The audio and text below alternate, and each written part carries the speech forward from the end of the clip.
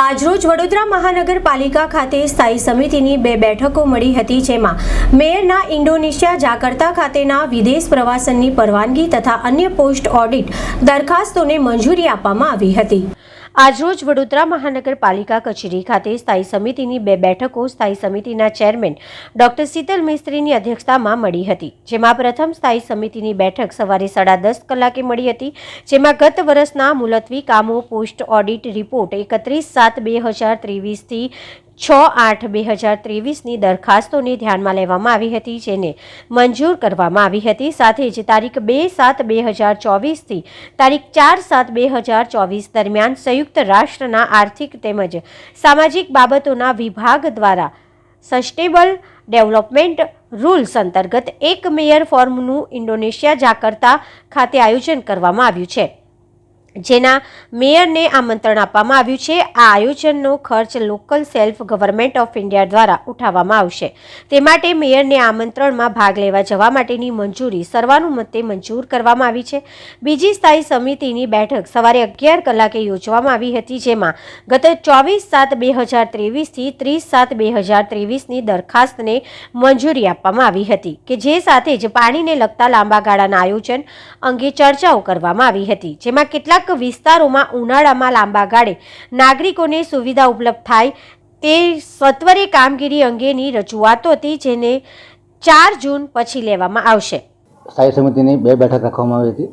પહેલી બેઠક 10:30 કલાકે હતી। આમાં ગઈ વખતનું મુલતવી કામ હતું, જેમાં ઓડિટ રિપોર્ટ 31/7/2023 થી 6/8/2023 દરમિયાન પોસ્ટ ઓડિટની વિગતો જાણમાં લેવાની દરખાસ્ત ચડાવવામાં આવી હતી, જેને જાણમાં લઈને મંજૂર કરવામાં આવી છે।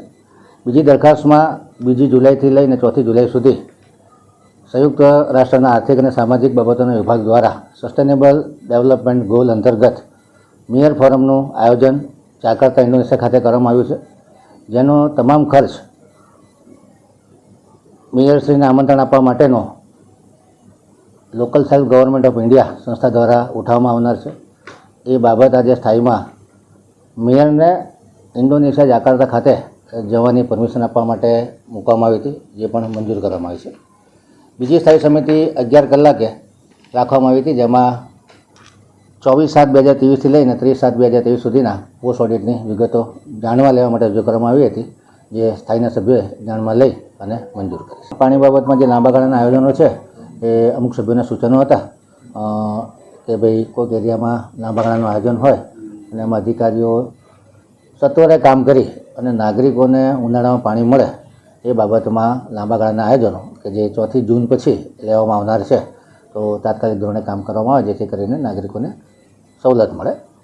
વોર્ડ નંબર 5માં જાંબુડિયા પુરાણી ટાંકીનો જે વિસ્તાર છે એમાં 20-25 સોસાયટીમાં લો પ્રેશરના પ્રોબ્લેમ છે, તો જાંબુડિયા પુરાણી ટાંકી વહેલી તકે બને એ માટેના સૂચન હતા।